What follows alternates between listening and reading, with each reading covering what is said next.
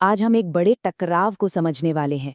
एक तरफ है वो जी तोड़ मेहनत जो दिन रात की जाती है और दूसरी तरफ है स्मार्ट तरीके से काम करना। तो अकादमिक दुनिया में कामयाबी का असली रास्ता कौन सा है? चलिए आज इसी सवाल की तह तक चलते हैं। जरा इस नंबर को देखिए, 17। ये क्या है? चीन में कुछ स्टूडेंट्स के लिए ये एक दिन में स्कूल में बिताए गए घंटों की संख्या है, सुबह 6:30 बजे से लेकर आधी रात तक। है ना चौंकाने वाली बात? और बस यहीं से हमारा आज का सबसे बड़ा सवाल उठता है, क्या सिर्फ घंटों तक पढ़ते रहना ही कामयाबी की गारंटी है, या फिर कोई और बेहतर, कोई ज्यादा असरदार तरीका भी हो सकता है? सबसे पहले चलिए उस कल्चर को समझते हैं जहां अकादमिक दुनिया में जी तोड़ मेहनत और संघर्ष को ही सब कुछ माना जाता है। एक ऐसी दुनिया जहां आराम करना एक कमजोरी की निशानी है। ये जो 17 घंटे का शेड्यूल है, ये कोई मजाक नहीं है। इसके पीछे एक कॉन्सेप्ट है जिसे चिकन ब्लड पेरेंटिंग कहते हैं। मतलब पेरेंट्स अपने बच्चों में लगातार ऐसी एनर्जी और मोटिवेशन भरते रहते हैं ताकि वो कभी रुके ही नहीं। ये एक ऐसा कल्चर है जो मानता है कि सहन शक्ति ही सबसे बड़ी चीज है, फिर चाहे उसकी कीमत कुछ भी हो। तो होता क्या है, जब हर कोई इतनी ज्यादा मेहनत कर रहा हो, एक ऐसी सिचुएशन बनती है जिसे समाजशास्त्री कहते हैं इन्वोल्यूशन। मतलब एक ऐसी एकेडमिक रेस जिसका कोई अंत ही नहीं है। तो ये इन्वोल्यूशन या नेजुआन आखिर है क्या? ये एक ऐसी सिचुएशन है जहां लोग एक दूसरे से आगे निकलने के लिए इतनी ज्यादा मेहनत करते हैं कि आखिर में फायदा किसी को नहीं होता। सब बस और ज्यादा थक जाते हैं। इसे समझने का सबसे अच्छा तरीका ये थिएटर वाली मिसाल है।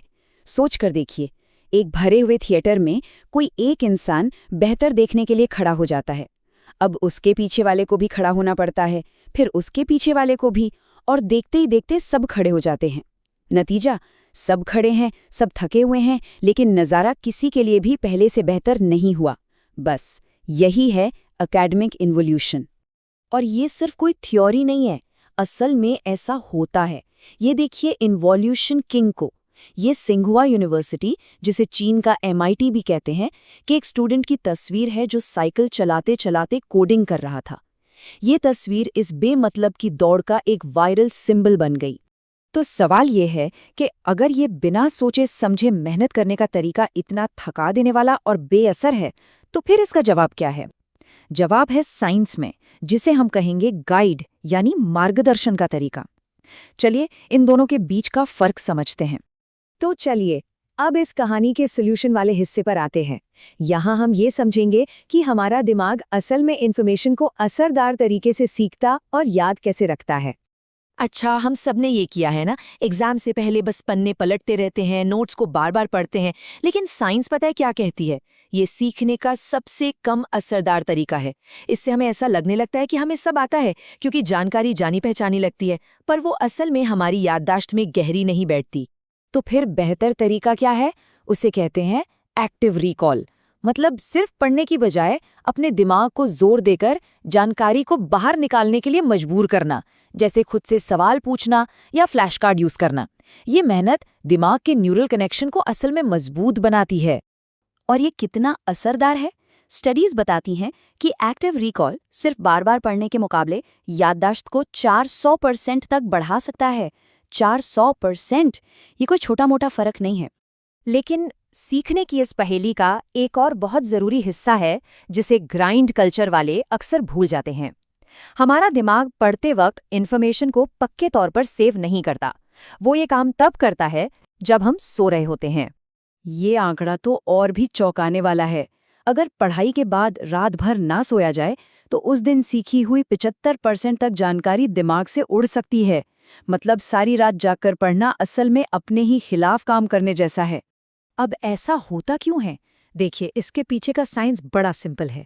जब हम सोते हैं तो हमारा दिमाग एक जरूरी काम करता है। वो यादों को हिप्पोकैम्पस यानी दिमाग के टेम्परेरी स्टोरेज से नियोकॉर्टेक्स में ट्रांसफर करता है, जो हमारी लॉन्ग टर्म मेमोरी का घर है।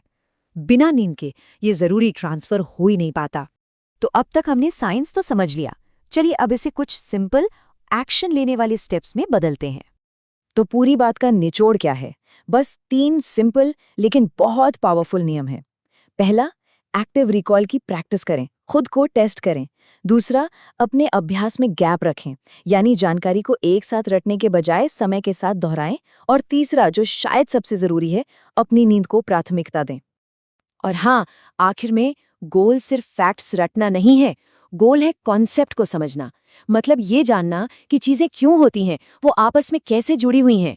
जब क्यों समझ आ जाता है तो ज्ञान सतही नहीं रहता, वो गहरा, टिकाऊ और काम का बन जाता है। और यही वो चीज़ है जिसकी टीचर्स सच में कद्र करते हैं। तो हमने दो अलग अलग आइडियाज़ देखे, एक तरफ बिना रुके मेहनत और दूसरी तरफ साइंटिफिक तरीका। चलिए अब इन दोनों को मिलाकर देखते हैं कि असल में अकादमिक कामयाबी है क्या। ये टेबल देखिए पूरी कहानी को एक जगह ले आती है। ग्राइंड वाली सोच का मकसद है दूसरों को हराना, जबकि गाइड वाली सोच का मकसद है गहरी समझ हासिल करना। एक घंटों को नापता है तो दूसरा ज्ञान को। एक का नतीजा है बर्नआउट तो दूसरे का है टिकाऊ कामयाबी।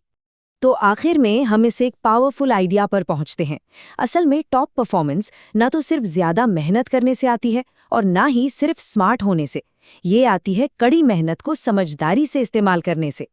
तो असली सवाल ये है कि कामयाबी को मापा कैसे जाना चाहिए, घड़ी की सुइयों से या उस ज्ञान से जो वाकई में दिमाग में बसा है।